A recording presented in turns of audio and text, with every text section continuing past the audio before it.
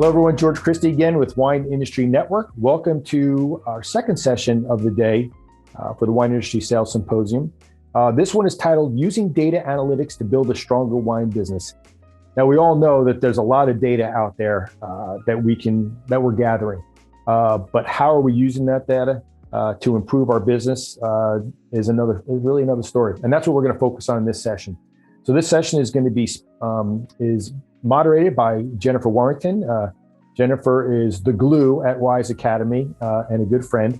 But before we hand it off to Jen, obviously I want to thank our presenting sponsor, Red Chirp, and thank them again for all their support. And then finally, I want to remind everybody to please take advantage of the chat feature. You know, I know I say this over and over again, but our goal is to make sure that these sessions are as interactive as possible. All of our speakers are in the chat room. They're taking those questions as they come in. So you don't need to wait till the end. Just submit those questions and engage with our experts, okay?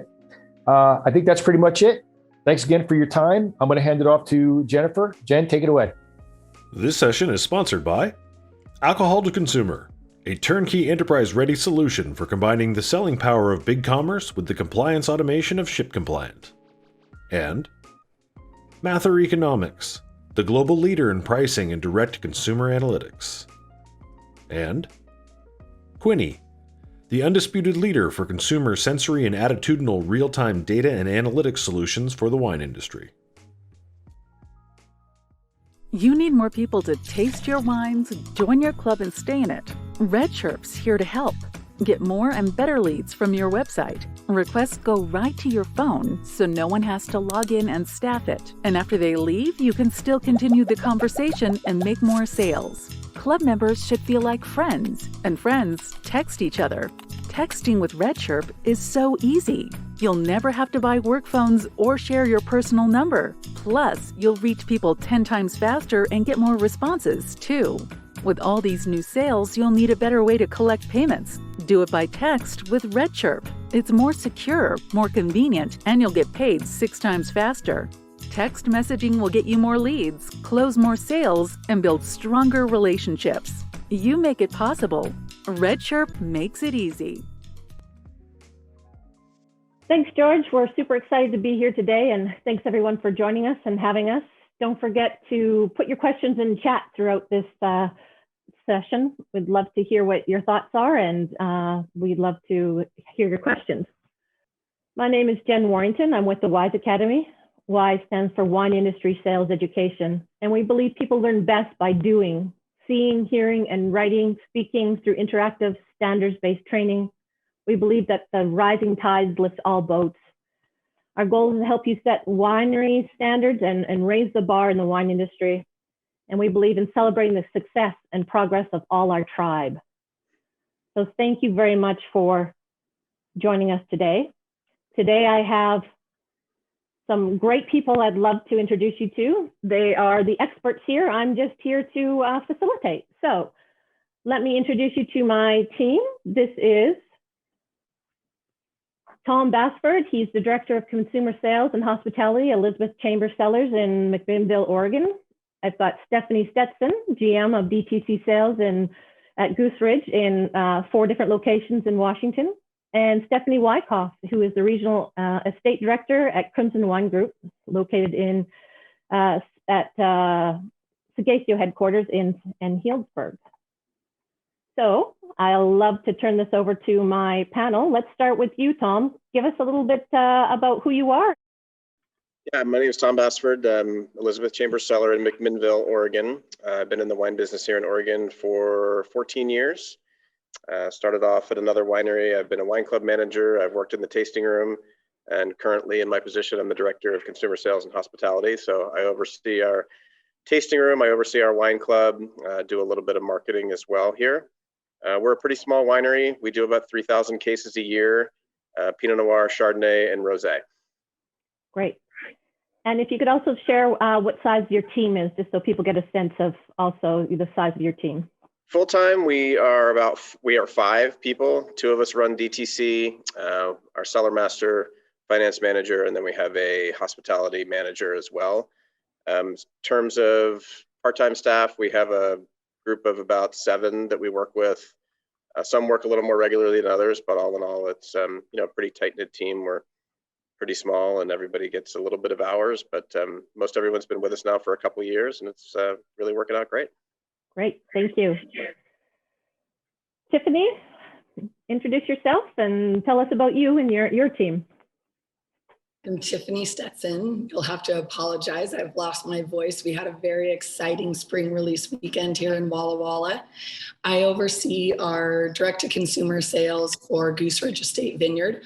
We have 4 tasting rooms in Washington State. I'm in Walla Walla currently. We also have one in Richland, Washington, Woodinville, Washington, and Leavenworth, Washington. Besides our 4 tasting rooms, I help oversee our wine club, our hard cider club, as well as a brand new grape-based vodka that we're making, Vito Vodka. Our production for our tasting rooms is between 8,000 to 10,000 cases, although we have 4 nationally distributed brands as well. Those include Tall Sage, G3, Cascadian Outfitters, and Stonecat. Thanks, Tiffany. Thank you. And you, Stephanie, tell us about you and your team and your business. I'm Stephanie Wykoff. I'm the Regional Estate Director for Crimson Wine Group, which is based in Napa. I lead DTC sales for Archery Summit Winery in Dayton, Oregon, and also for Sagacio Family Vineyards in Healdsburg, California. And within Crimson, the DTC department is made up of a central club, central e-commerce, and central customer service teams, which support all 7 of our winery brands, in addition to our winery-based hospitality teams. So at each estate, I've got about 8 to 10 hospitality members on my team. Sagacio is primarily the winery I'll be referencing today. We produce about 125,000 cases annually. So seems large, but about 80% of that is our flagship wine, Sonoma Zinfandel, which leaves about the other 20% for the 16 wines we make across DTC. And so we sell that through our wine club, our tasting room, and e-commerce channels. Great. Thanks, everyone. This is fantastic. So the idea here is to give you an example of small to large wineries, different regions, and really the most important thing is the metrics behind it and making decisions. So hopefully you can glean some great information. Again, don't forget to put your questions in chat. We're here for you.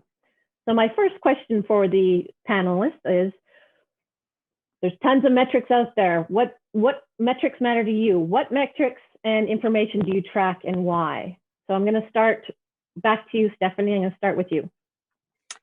We look at the basic ones. So I have a dashboard that I look at monthly, and the similar metrics are looked at by my channel managers every weekend, basically coming in on Monday and seeing how the weekend did. So with the tasting room, we're looking at visitation traffic. We look at that by club versus non-club, by paid versus comp, and by experience. So we get really granular about who and what types of customers are coming in so we can understand what's happening. We look at wine sales, we look at non-wine sales, so tasting fees, merchandise, etc. We look at spend per guest, really focusing on wine because that's the core of our business. And so we want to see how that's looking, as well as conversion to club. That's key for us. I know in the WISE hierarchy, that's number 1. So we look at that. And then within the month-end analytics, we're looking at what wines sold, the margin of those wines, if we need to make any changes to our tasting menu flight, and try to get to the average spend that we're looking for. And then, going through the P&L, we look at a deeper dive of the business, kind of how staffing's looking as a percentage of our net revenue, things like that. Okay, great. And Tiffany, how about you? Similar to Stephanie, we are looking at our tasting count. I think it's really important to be able to note the traffic for historical data. We're also looking at our club conversion as well as our attrition rate for Wine Club 2, is again stating that is the hierarchy, and then from there looking at our tasting to purchase conversion rate as well. That's what we're looking kind of on a daily basis, and not only myself, but our team members are communicating that information to themselves as well. Great, thank you. Tom, anything different or to add? We look at all of the same metrics that Tiffany and Stephanie do. The one thing I find that's really key for me here, because we are small and a lot of our SKUs are only 100 or so cases, I look really closely at run rate on the wines. We sell through things pretty quickly. So looking at those run rates really helps me determine, what we can put in club shipments and what types of things we can pour on the tasting room flights. Great, thank you. And so how are you monitoring these metrics? What kind of dashboards or systems, or how are you tracking this, and how are you tracking everything? Tom, I'll go back to you. I use Excel for most everything. I have a WISE dashboard that I tend to use pretty regularly for the general metrics for club conversions and tasting room sales, wine sales, etc. But I also have a couple different Excel sheets that I've built for myself. One that compiles all of our sales per month and per year, and lots of different pivot tables in there with traffic counts and sales per wine per month. And gosh, I have a model that I've built out with the club projections, so we can kind of take a look at our conversion rate to club and how that's tracking against the model that I've built, and it ripples through and gives us a fairly consistent number of club members that we'll have at each time of shipments. So those type of things help me really plan for club shipments. Great. So you're not only tracking what was, but what might be. So forecasting as well. That's great. It's key for a brand our size to be able to look, 2, 3, 4 years down the road and say, this is where we're going to be in terms of wine demand for direct to consumer. And, it really helps us plan a lot for what we can push into the wholesale market, and helps our winemaking team a lot with projecting for future fruit purchases and things like that. Great. I would hazard to guess it's important for any size winery. How about you, Stephanie? I was just going to make that comment, Jen. We are a larger company, but still a small company compared to many others. And so we have different reports that are, coming out from our finance team, but really everything's in Excel, and everything I'm looking at is coming out of Wine Direct or Ship Compliant or wherever we've got our different information, and it's all downloadable in a CSV file. And so really, we just manipulate that through Excel. I've had to learn pivot tables and VLOOKUPs and all those fun things to create my own dashboards. And that's really what I work off of. I've got a spreadsheet that I've had and used for the various companies I've worked at, small and large, and it's always got the same metrics on it. And I actually go back whenever I've started at a new role or didn't have this and needed to create it from scratch.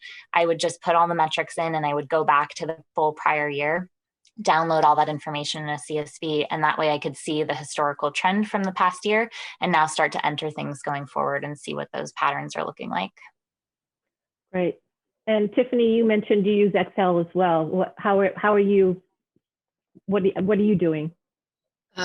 Very similar. I hate to sound like an Excel ad right now, but I think that it's one of the tools that's very important, that if you're not familiar with it now, sit down with a friend. There's a lot of YouTube videos, classes that you can take on it. Start with something simple. It may seem overwhelming at the beginning, but it is the love language of our finance team and our accounting team as well. So it was for us to be able to talk easily back and forth. Those reports that's the best way and most accessible way for us. Yes.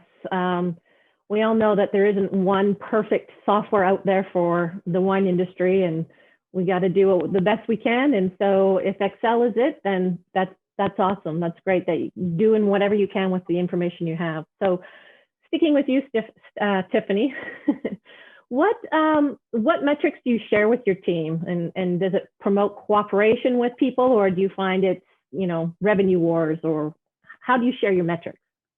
No, you had stated it in the beginning for one of your mottos, and rising tides float all boats. And we want to make sure that our team is working that way as well within our tasting rooms. And so we make sure that we, on a daily basis, they know there's a monthly goal that's set. It's broken down to weekly and daily as well. So they know that that's at the start of their day. It's also at the finish of their day. We were talking about Excel and information that's shared, but simple reporting, whether it's or communication in an email, verbal communication with your team and letting them know where you're at with those goals. So our dollar per transaction, our daily sales goal, our club conversion, those are something that we're communicating on a daily basis. Great.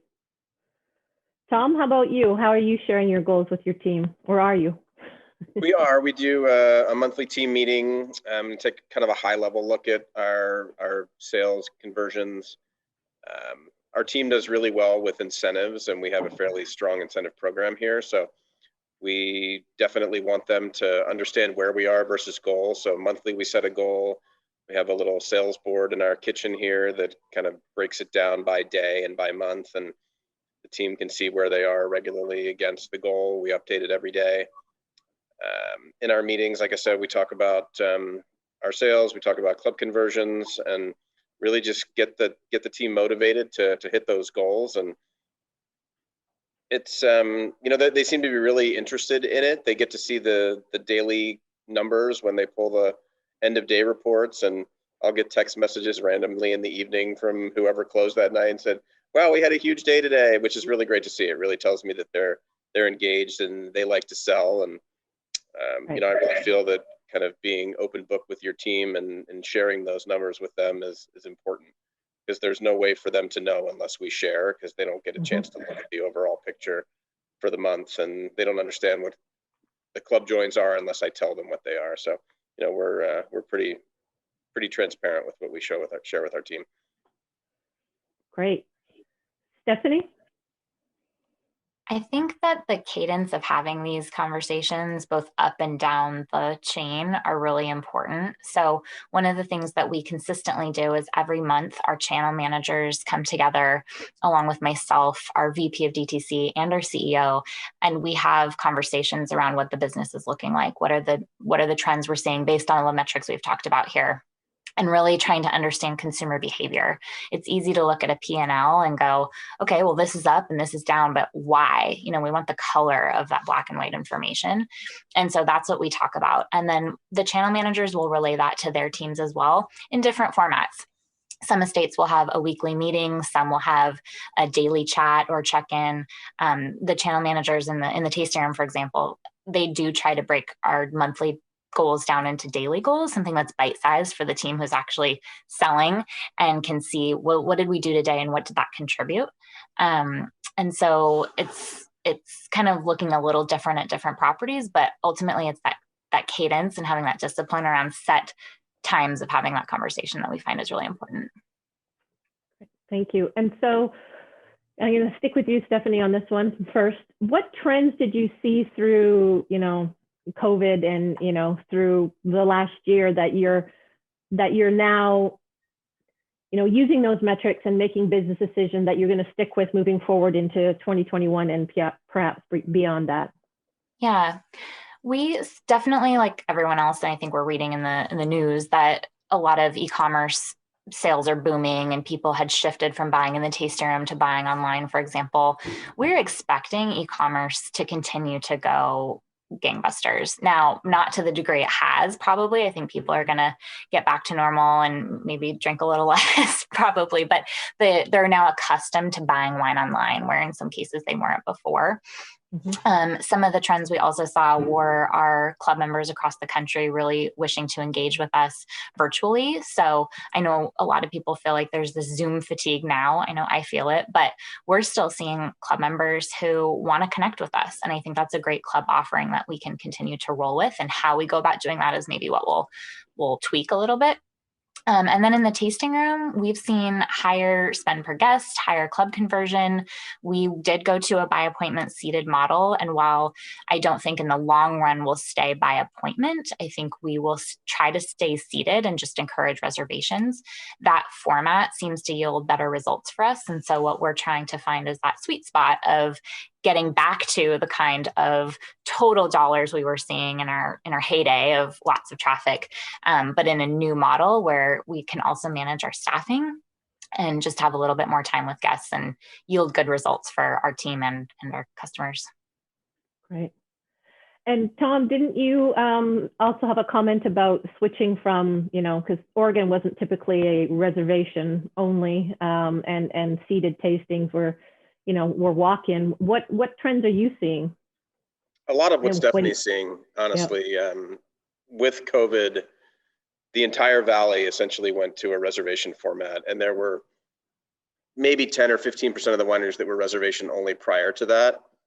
And it's really forced the consumer to kind of pre-select, which gives us a much better cross-section of the buyer. When they come in, they tend to be a lot more engaged, a lot more interested. We see a lot fewer of the large parties of just out to drink on a Saturday afternoon. So we moved to a seated format. It's a little bit more work. It requires some more staffing, but I'll tell you, it's night and day what we're seeing in terms of sales conversions and what we're seeing with spend per guest. It's been almost double for us over the past year since we reopened at the end of May last year. We've literally seen twice the spend per wine transaction, which has been really, really great to see, because our sales are still ahead, even though our traffic is down slightly.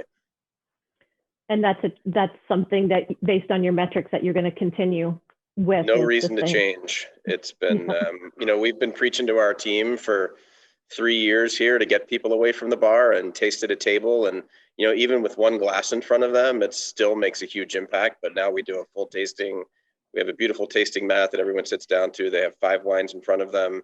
And it really, the presentation, the attention to detail, and, just the wines, having them in that format to be able to taste them side by side and really spend some time and analyze them has really, really made a great impact on our sales rate. Great. And Tiffany, you had some interesting trends and things that you did. I know the website was one thing that you had mentioned. You want to share that, or anything else that you're seeing in terms of your metrics and what you're going to change or keep? Sure, we definitely saw e-commerce sales go up. That was a trend prior, but definitely during COVID. And one metric that I really suggest watching with your team is contact information. Are they collecting that? An email at least, because we saw how important those were this last year, as well as everybody's mentioned it, the reservation systems, the seated tastings. We actually upped our tasting fee, which we had wanted to do before, but COVID allowed us to do that a little bit sooner. And then not leaving money on the table. I see that, there's that average order value, that dollar per transaction is going up. And so making sure your team is talking in the plural, we're talking cases and bottles, and that you have easy merchandise for add-on. That additional merchandise, gift merchandise, made a huge difference. I feel like it was kind of a one-stop shop. Maybe people didn't want to go to multiple locations, or they really our loyal customers and club members are wanting to help support us. And so we saw that return this year, and just don't leave that money on the table. Great. Thank you so much. And so, Tiffany, you were also talking about social media metrics and things that you were doing with your social media during the season of COVID. Any lessons there for people in terms of, what to look at, or what kind of things you've changed since the last year, or what you're going to move forward with in that way?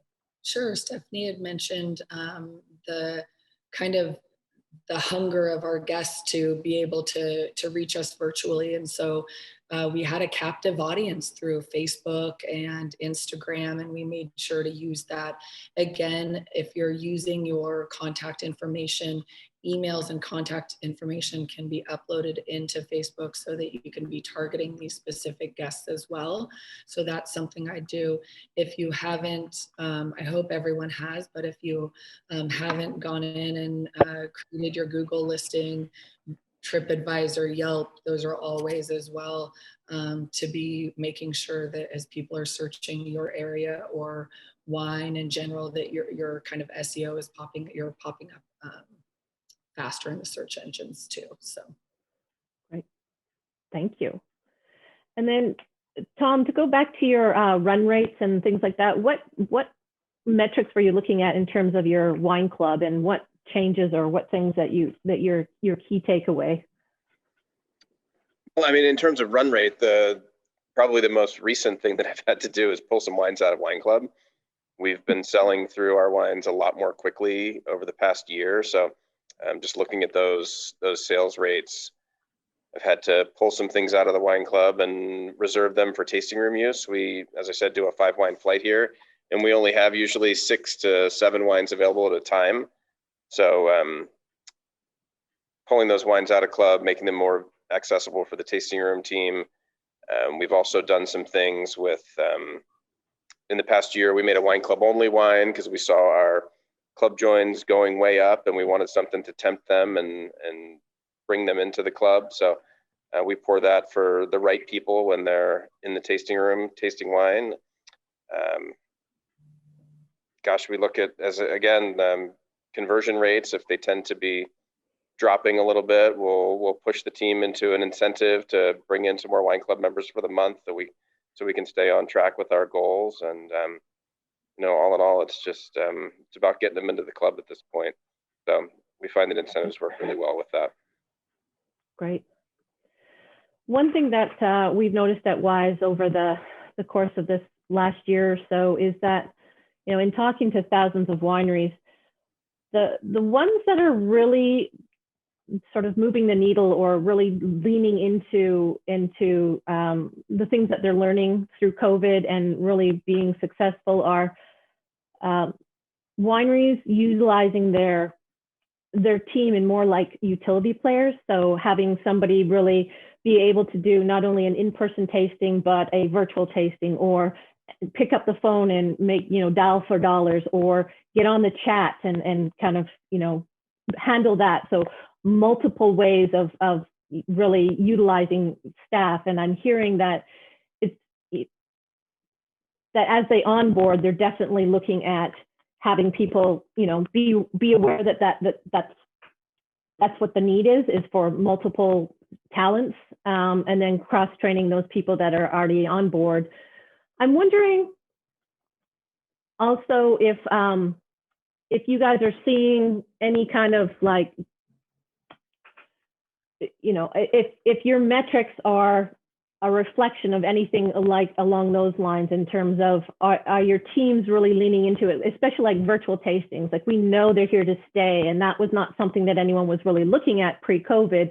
So what are you seeing in terms of the channels that are evolving, and how are you utilizing your team to maximize those channels? Jen, we definitely went along the lines of creating that utility player out of a need, we have this staff, we have full-time staff that we want to retain while our tasting rooms are closed. And so last year we had our full-time tasting room team calling club members. We had them doing virtual tastings. We had them doing pretty much everything but their job because the tasting room was closed. And it's interesting now when we're comparing this time over last year, so May now over May prior year, and the metrics and all the qualifications we're having to think about, like, well, we were closed, so there were no visitors, but tasting room still generated X thousands of dollars, and this is why, and this is how. So it's definitely an interesting time right now, I think, looking year over year and trying to have that context around what's been happening and what we're doing now and how that compares and what that means for us going forward. But it's also been an interesting conversation around what that does for our incentive programs and tipping and the different ways that we compensate our team and motivate our team. And we've had to find some different ways to recognize people for all that they're doing, because the silos don't totally exist anymore. And I think that's a good thing, but I also think as an industry, we haven't quite figured out how to manage that. Great, thank you. I think a lot of what we saw with our team, and, we're hospitality based, but I just feel like so many of our wins this year weren't transactional. They were with relationships. And so our team members are these relationship builders. And we found that maybe calling for dollars where it would have been a 5 or 10 minute conversation in years past was now a 20 or 30 minute conversation. People really just wanted to have that contact and be able to reach out and talk with someone. And I think that was just as important as some of our tasting room transactions. And again, not so much transaction as just relationships right now. I don't know about Stephanie and Tom, but a year ago when this all happened, we were about to drop our spring wine club, and I was for sure that everyone was just going to drop the club. From what people were saying, no one was going to have money. We were in a panic, and to see that not happen, and actually the opposite happen, to see our club grow and our average order value and the lifetime value of these club members grow as well, is very significant. And I think it's very telling about our industry and the support that we're receiving from our loyal customers too. Great point. I would agree with everything both Stephanie and Tiffany said. We used our team in a bunch of different ways last fall, particularly. We really wanted to keep them working through our closure. So I wasn't able to give everyone all the hours that I would have liked to, but we had staff on the phone calling people, not necessarily asking for sales, but as a customer service opportunity, can I drop your wine off for you? Almost inevitably, people added on to their shipments that we were dropping off. And it was just really fun to see. I talked to a lot of the team, and they were having conversations on the doorsteps with our club members about, we're really looking forward to get back open. People were just so excited to come back to see us. And I think, just staying relevant in people's minds was really key. And just using the team to do those type things was really important for us last fall. Thank you. So there's lots of metrics out there. There's lots of numbers. There's lots of ways to look at your business. It can be overwhelming to a certain extent with all the reports that you can run. If the attendees of the seminar walk away with nothing else, what point would you want them to walk away better understanding or considering when it comes to like the metrics and how they can be best used to make better business decisions? I'm going to go to you first, Stephanie. I think, first of all, learn Excel, at least become an intermediate user. Like I mentioned earlier, I've had to learn pivot tables and VLOOKUPs, but I started with just a good sort and filter and summing these different amounts. But just the more dangerous you could be with Excel, the more you can know about your business, and the more you want to know. It drives that curiosity to go, well, how can I track things better? How can I better leverage my systems? And maybe your system isn't perfect and it doesn't exactly track things the way you want. But again, with Excel, downloading this data out of a CSV, like if you enter anything as a product SKU, you'll get the information out of your system and then you can manipulate it. So I think that's really important. And I would also just say, compare against yourself. I think we really have, a part of us in this industry where we're like, well, what's the other person doing? What's this winery that looks like us down the street doing? And I think that's important information if we can get it. But as much as you can measure your progress against where you were and where you're trying to go, just focus on that. Great point. It's important to measure yourself time over time, as it's more important to do that than against anything else. So good point. Great. Tiffany, how about you? I think find a few things and do them well. And I know that sounds simple, but I attend these symposiums myself and I get so excited and I write a million notes and I go back to my office and then I almost freeze because it just seems overwhelming. And so find a few data points that you want to keep, whether you're using Excel to be able to read those, but then be able to communicate them to your team. And ask yourself, why are you collecting them? You may find that one of those falls off, that it's not as important to you. And it might be old school. Tom said it, he has a board, we have a board. That data is not any use if you're not able to communicate it to either the team above you or your team members that you're working with in the tasting room as well. So great. Thank you. Tom, what do you want people to walk away knowing? My main point here is to utilize your tasting room staff to get you the information that you want. Tiffany made a great point just now. We can look at a lot of different things, but there are some things in data that are much more important than others. And if you can communicate to your tasting room staff to collect that data for you, it's going to be so much simpler for you to work with the information once you have it. It's only as good as what gets entered into the systems. And if your team's forgetting to record tasting fees, or your team's not using sales attributes the way you want them to, it's really tough to pull that data together and use it the way you want. So I would say invest some time in training your staff and make sure that they can get you the information that you want, so that you can then communicate it back to them in a way that they'll understand. Great. If I can add to that, Tom Absolutely. just made me think of this. It's really important to not only know what's not working. I think when we look at our numbers and go, oh, this is declining or this isn't hitting the mark, that's really important and that's very timely to react to. But it's even more worthwhile to know what is working. And so I think talking to your teams and not just getting the data, but also the anecdotal information, your frontline customer facing team, whether that's in the tasting room or the wine club, they know what's happening. They know what your customers are telling them. So it's really important to know what's also working and to task them to say, hey guys, you had an amazing weekend. What happened? Tell me more. How do we turn that up? How do we dial that up and do more of that? Great point.